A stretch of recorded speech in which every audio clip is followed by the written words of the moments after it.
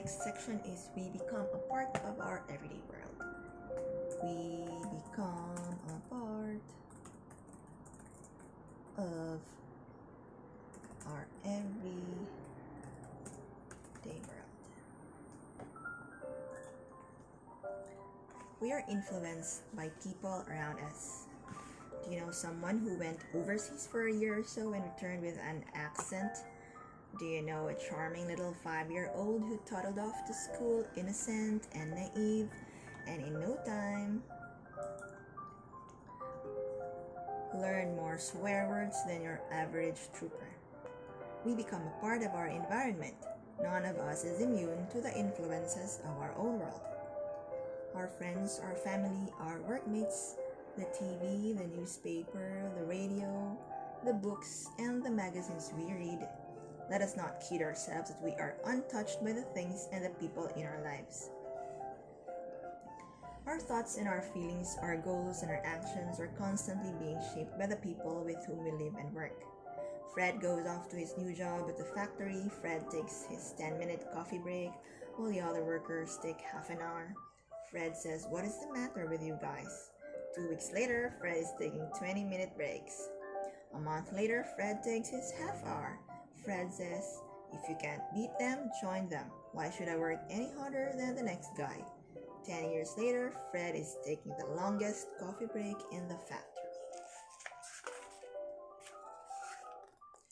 The fascinating thing is that we are unaware that changes are taking place in our psyches. It is like returning to the city smog after a week in the fresh air. Only then do we realize that we have become accustomed to the nasty smells. Mix with critical people and we learn to criticize. Mix with happy people and we learn about happiness. Mix with messy people and our lives become messy. Mix with enthusiastic people and we become enthusiastic. Adventurous people helps us to become adventurous. And prosperous people inspire us to be prosperous. This means that we need to decide what we want from life and choose our company accordingly. You may well say that is going to take some effort. It may not be comfortable. I may offend some of my present company. Right, but it is your life. Fred may say, "I'm always broke, frequently depressed, have a boring job, I'm often sick, I'm going nowhere, and I never do anything exciting."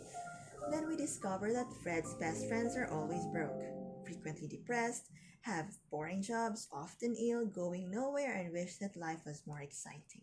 This is not coincidence, nor should we judge Fred. But if Fred ever wants to improve his quality of life, he first needs to recognize what has been going on all these years. It is no surprise that medical doctors suffer a lot of ill health. They spend their lives around sick people. Psychiatrists have a high incidence of suicide for related reasons. Children whose parents smoke are more likely to smoke. Obesity is in part an environmental problem. Poor people have poor friends. Rich people have rich friends. Successful people have successful friends. In a nutshell, if you are serious about changing your life, get serious about changing what surrounds you.